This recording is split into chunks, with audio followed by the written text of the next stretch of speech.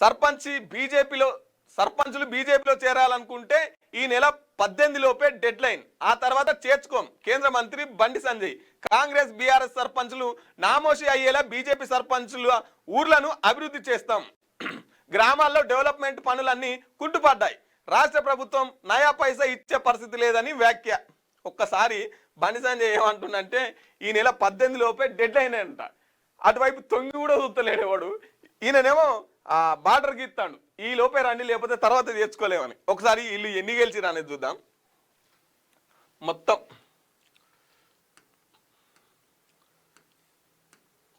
మొత్తం తెలంగాణలో 12,728 జీపీలకు ఎలక్షన్, గ్రామ పంచాయతీలకు ఎలక్షన్స్ జరుగుతున్నాయి. దాంట్లో మొదటి విడత మొన్న ఎన్ని అంటే ఫస్ట్ విడత 4,236. ఈరోజు 3,911. ఆల్రెడీ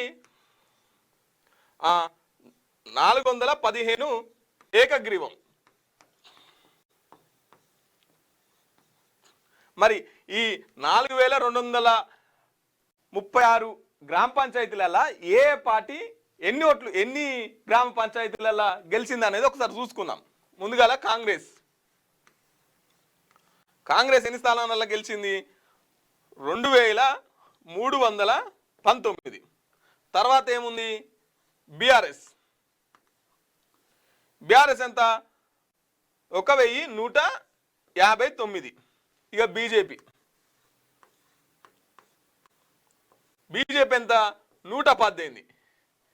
బీజేపీ కంటే ఎక్కువ ఇండిపెండెంట్ అభ్యర్థులు ఉన్నారు. బీజేపీ ఎంత? 118. ఇండిపెండెంట్ అభ్యర్థులే 415.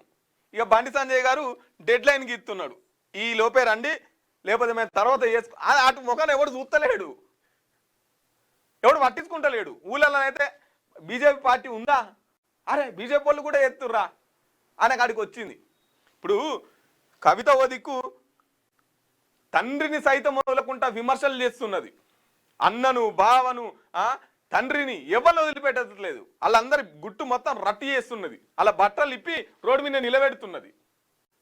ఇక దీనికి ఇప్పుడు బీజేపీకి మంచి అవకాశం. వాస్తవంగా ప్రత్యామ్నాయంగా బీజేపీకి కాంగ్రెస్కు ప్రతిపక్షం బీజేపీ అయ్యే అవకాశాలు ఉన్నాయి. ఇంతకుముందు గ్రేటర్ హైదరాబాద్లో కొట్టివి కాదు, ఇప్పుడు 8 మంది ఎంపీలు.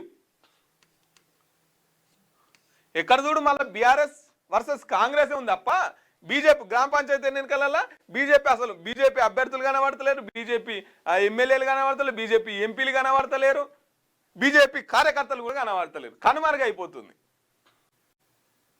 బీజేపీ అనే.